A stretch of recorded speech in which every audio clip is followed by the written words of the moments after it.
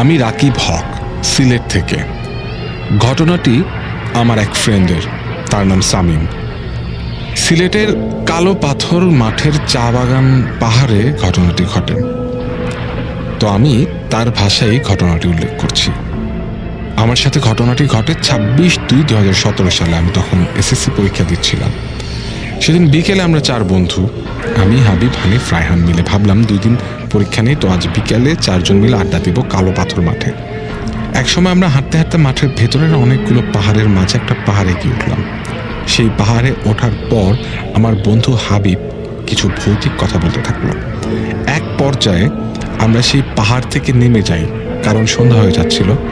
সন্ধ্যা 6টায় আমরা সবাই যে যার যার বাসায় চলে যাই, কিন্তু আমি আমার বাসায় যেতে পারিনি। আমি অনুভব করছিলাম আমার পেছনে কেউ আছে। আমি তাকিয়ে কাউকেই দেখতে পাই না। একটা সময় আমার শরীর নিস্তেজ হয়ে যায়।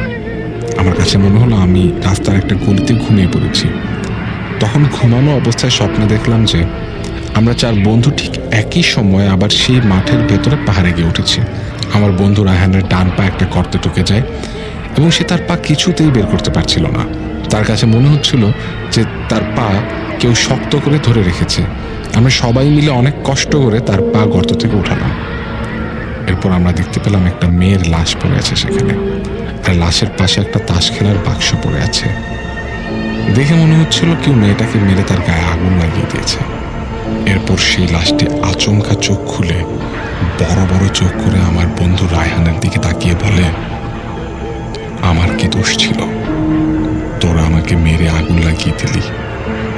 এই কথা শোনার পর আমরা সেখান থেকে এক দৌড়ে পালালাম। দৌড়ানোর সময় আমাদের প্রত্যেকের হাতে একটা করে তাসের কার্ড চলে আসে। প্রত্যেকটা কার্ড ছিল টেক্কার কার্ড। দৌড়ানোর সময় একেবারে পেছনে ছিল রায়হান, কারণ সে আমাদের থেকে অনেকটা বেশি স্বাস্থ্যবান ছিল। রায়হান পেছনে থাকার কারণে সেই লাশটি রায়হানকে ধরে ফেলে এবং রায়হানকে মেরে একটা বট গাছে উল্টো করে ঝুলিয়ে রাখে। রায়হানের শরীর দিয়ে অনেক রক্ত পড়া শুরু হলো। এটা দেখে আমরা ভয় দৌড়াতে শুরু করলাম, কিন্তু একসময় আমরা আর দৌড়াতে পারলাম না, কারণ রাস্তায় আমাদের কিছু জন্তু আটকে ফেলে। জন্তুগুলো ছিল মানুষের শরীর এবং মাথাটা ছিল শেয়ালের মতো। হাবিব আর হানিফ কোনো রকম দৌড়ে পালাতে পেরেছে, কিন্তু আমি আর পারলাম না। সেই জন্তুগুলো আমার রাস্তা আটকে ফেলে, তাই আমি উল্টো রাস্তা দিয়ে পালাতে থাকলাম। কিছু রাস্তা যাওয়ার পর দেখি সেই জন্তুগুলো আমাদের খোঁজাখুঁজি করছে। আমি ভাবলাম আমি হয়তো আর পালাতে পারবো না, তাই আমার পাশের একটা পাহাড়ে উঠে পড়ি লুকানোর জন্য। ঘন্টাখানেক পরে সেই পাহাড়ে লুকানোর পর আমি আমার মোবাইলে দেখতে পেলাম রাত 12:30 বাজে। এরপর জানের ঝুঁকি নিয়ে আমি পাহাড় থেকে নেমে হাঁটা শুরু করলাম। অনেকক্ষণ হাঁটার পর আমি মাঠে পৌঁছাই। মনে হলো এই বুঝি প্রাণ ফিরে পেলাম। মোবাইলে দেখি রাত 2:45। নিজেকে প্রশ্ন করলাম যে রাস্তা দিয়ে আসতে 5 মিনিট লাগে, সেখানে এত সময় কি করে গেল। আমি আবার দৌড়াতে থাকি। ভাবলাম সামনেই তো হাবিবের বাসা, তাই আজ হাবিবের বাসাতেই রাতে থেকে যাই। যা হবার হোক। হাবিবের বাসায় গিয়ে দেখি তার বাসার বাইরে পুরো রক্ত ভরা। দেখে মনে হচ্ছিল তার বাসায় কেউ রক্ত দিয়ে রং করেছে। আমি আবার দৌড়াতে শুরু করলাম, কিন্তু একসময় দৌড়াতে না পেরে সেন্সলেস হয়ে যাই। আমার সেন্স ফিরে তখন রাত 4:30। আমি তখন আমার বাসার গ্যারেজে একটা চেয়ারে বসে আছি। আমার মা, আমার ছোট ভাই আমাকে ডেকে বলল, আমি এখানে কি করছি। মা বলে, তুমি ঘরে ছিলে, এখানে কি করছিস। আমি 5 মিনিট কিছু না বলে উত্তর দিলাম, ঘরে ইন্টারনেট না থাকার কারণে আমি বাইরে এসে নেট ইউজ করছি। এই বলে ঘরে গেলাম এবং ভাবতে থাকলাম আমি তো রাস্তার গলিতে নিস্তেজ হয়ে ঘুমিয়ে পড়েছিলাম, তাহলে আমি আমার বাসার গ্যারেজে আসলাম কিভাবে।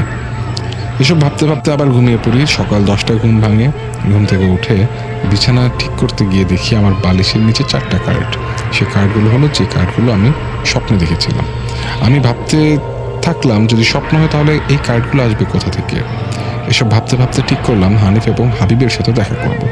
বিকেলবেলা হানিফের বাসায় যাই, কি দেখি হাবিবও হানিফের বাসায় এসেছে। এরপর তাদের দুজনকে সব ঘটনা খুলে বলি এবং কার্ডগুলো তাদের দেখাই। এক পর্যায়ে আমরা ঠিক করি সেই জায়গায় আমরা যাব। আমরা রওনা দিই। তখন আমাদের সাথে রায়হান ছিল না, আমরা 3 জনে ছিলাম। যাই হোক, আমরা সেই পাহাড়ে উঠি। অনেক খোঁজাখুঁজির পর একটা ছোটো কার্ডের বক্সটা দেখতে পাই। আমরা সবাই দেখতে পেলাম বক্সটা থেকে সবগুলো কার্ড নিজে নিজে বের হওয়া শুরু করলো। এটা দেখে আমরা আবার দৌড় শুরু করলাম। দৌড়াতে দৌড়াতে মাঠে এসে পৌঁছাই। তখন আমরা সবাই খেয়াল করলাম আমাদের পকেটে যে কার্ডগুলো ছিল সেগুলো এখন আর আমাদের কাছে নেই। এটা দেখার পর আমরা সবাই অবাক হয়ে যাই। তারপর যে যার বাসায় চলে আসি। এরপর থেকে আর কোনো সমস্যা হয়নি। আমার বাড়ি খুলনা। এটা আমার বন্ধুর বাবার সঙ্গে ঘটে যাওয়া একটা ঘটনা। প্রাইমারি স্কুলে থাকতে আমার একটা বন্ধুর সঙ্গে পরিচয় হয়। আমি জানতে পারি তার বাবা বেঁচে নেই। তাকে জিজ্ঞাসা করে তার বাবার কি হয়েছিল। সে বলেছিল আমার বাবা ভয় পেয়ে মারা গিয়েছিলেন। তাই আমি তাকে আর কিছু জিজ্ঞেস করিনি। পরে বাসায় গিয়ে আমি আমার আম্মাকে জিজ্ঞাসা করলাম, ওই লোকটা কিভাবে মারা গিয়েছিল তুমি জানো? মা আমাকে বলে ভয় পেয়ে মারা গেছিল। আসলে ঘটনাটা হলো, আমাকে আমার আম্মা বলতে চায়নি, কারণ আমি খুব ভীতু প্রকৃতির মানুষ। রাতের বেলায় বাইরে গেলে আমি আমার আম্মাকে ডেকে নিয়ে যেতাম। পরে আমি আমাদের এক প্রতিবেশীর কাছ থেকে সব ঘটনা জানতে পারলাম। আমাদের স্কুলের পাশ দিয়ে বড় রাস্তার স্কুলের পেছন দিক থেকে একটা ছোট রাস্তা চলে গেছে, যেখান থেকে বাজারে খুব তাড়াতাড়ি যাওয়া যায় আধা কিলো। রাস্তায় কোনো ঘর বাড়ি নেই, দুই পাশে বিল। রাস্তার মাথায় গিয়ে একটা বটগাছ। বটগাছের আশেপাশে কিছু বাড়িঘর আছে। আমাদের স্কুলের পাশের জমিতে একটা কবরস্থান আছে, পারিবারিক কবরস্থান, তাই এখানে বেশি কবর নেই। দু একটা পুরনো কবর আছে। কবরস্থানের মাঝে অনেক মোটা একটা জাম গাছ, একটা বট গাছ, একটা তাল গাছ আর কিছু ছোট ছোট গাছ। আমার বন্ধুর বাবা একটা কোম্পানিতে কাজ করত। কোম্পানিতে 16 ঘন্টা কাজ হতো। প্রথম 8 ঘন্টা 6টা থেকে দুপুর 2টা পর্যন্ত, পরের 8 ঘন্টা দুপুর 2টা থেকে রাত 10টা পর্যন্ত। একদিন রাত 10টার সময় কাজ শেষ করে বটগাছের পাশ দিয়ে সাইকেল চালিয়ে আসছিল ওর বাবা। কিছু দূর যাওয়ার পর হঠাৎ তিনি দেখলেন রাস্তার দুই পাশ থেকে দুটি শিয়াল উঠে আসলো। শিয়াল দুটো রাস্তার মাঝখানে দাঁড়িয়ে তার দিকে খুব হিংস্রভাবে তাকিয়ে রইল। তিনি সাইকেল ব্রেক করে এক পা নিচে দিয়ে দাঁড়িয়ে গেলেন। এরপর পেছন থেকে গড় গড় করে আওয়াজ শুনতে পেলেন। পেছনে তাকিয়ে দেখতে পেলেন আরো দুটি শিয়াল। 4টি শিয়াল তাকে পুরোপুরি ঘিরে ফেলল। শিয়ালগুলোর চোখ জল জল করছিল এবং দাঁতগুলো এমনভাবে বের হয়েছিল যেমন দুটি কুকুর মারামারি করতে লাগলে যেভাবে হিংস্র হয়ে যায়, ঠিক সেভাবে। উনি ভয় পেয়ে যান। কি করবেন ভেবে উঠতে পারছিলেন না। আশেপাশে কোনো ঘরবাড়িও নেই যে সেখানে যাবেন। সামনেও যেতে পারছেন না, পেছনেও যেতে পারছেন না। শিয়ালই তো, কি আর হবে এই ভেবে আস্তে আস্তে সামনের দিকে এগোতে লাগলেন তিনি। সামনে শিয়াল দুটিও এগোতে লাগলো, আর পেছনের গুলো পেছন পেছন আসতে লাগলো। আস্তে আস্তে কবরস্থানের পাশে গিয়ে সামনে শিয়াল দুটো হঠাৎ করে হারিয়ে গেল। এবার মাথাটা ঘুরিয়ে পেছনের দিকে তাকিয়ে দেখতে পেলেন পেছনের শিয়াল দুটো নেই। তিনি ভাবলেন সামনে কবরস্থান, তাই এখানে অন্ধকারে হারিয়ে গেছে। কিন্তু পেছনের দুটো কোথায় গেল? এইবার তিনি ভয় পেয়ে গেলেন, কারণ পেছনে লম্বা রাস্তার দুই পাশে বিল। শিয়াল দুটো কোথাও গেলে তার তো দেখতে পাওয়ার কথা। তিনি তাড়াতাড়ি সাইকেল চালিয়ে বাড়ি ফিরে আসলেন সেই রাতে। তারপর তিনি বাড়ি গিয়ে বউকে বলেন, আমাকে খেতে দাও আর আমার টর্চ লাইটটা দাও। বলে রাখি আমাদের এলাকার বর্ষার দিনে কোচ দিয়ে মাছ ধরে। তারপর কোচ আর লাইটটা নিয়ে পুকুরে চলে গেলেন। পুকুরটা বাসা থেকে বেশ কিছু দূর, প্রায় 2-3টা জমি পরে। পুকুরে যখন তিনি লাইট মারলেন তখন দেখতে পেলেন বড় বড় 2টা তেলাপিয়া মাছ। উনি তখন একটাকে নিশানা করে কোচ মারলেন। তখন একটির গায়ে লেগে গেল, আরেকটা চলে গেল। তারপর তিনি যখন কোচ উঠালেন তখন দেখতে পান মাছটি তার দিকে তাকিয়ে আছে, মানুষের মতো দাঁত বের করে হাসছে। কিছুক্ষণ পর তার হাত থেকে এই মাছটা আগুনের তলা হয়ে 15-20 ফুট উঁচুতে গিয়ে হঠাৎ হারিয়ে গেল। তিনি খুব ভয় পেয়ে যান। তারপর সোজা বাড়ি চলে আসেন। তার বয়স তখন 45-46 বছর। তিনি ভাবলেন এই বয়সে কি আর হবে, তবে বাসায় কাউকে বলা যাবে না। বাসায় মহিলাদের বললে পুকুরে আর গোসল করতে যাবে না।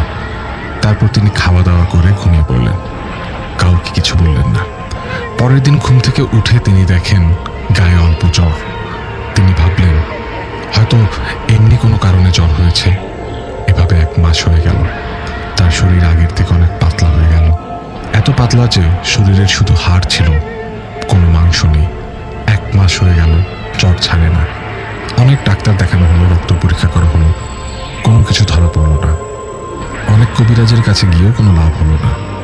একদিন এক কবিরাজ বললেন তিনি ভয় পেয়েছেন, আমার আর কিছু করার নেই। তারপর তিনি বাসায় সব ঘটনা খুলে বলেন। প্রায় 20-25 দিন পর তিনি মারা যান। এই ঘটনা এলাকাবাসী জানতে পারলে কবরস্থানের পাশে একটা লাইটের ব্যবস্থা করে, কিন্তু প্রতিদিন সন্ধ্যায় বাল্ব লাগালে সকালবেলা দেখা যেত সেটা নষ্ট হয়ে গেছে। আমিও ওই কবরের পাশ দিয়ে সাইকেল চালিয়ে গিয়েছি। রাস্তাটা অনেক সমান, কিন্তু যখন কবরের পাশ দিয়ে সাইকেল চালিয়ে যাই তখন কোনো কারণ ছাড়াই সাইকেল অনেক ভারী হয়ে আসে।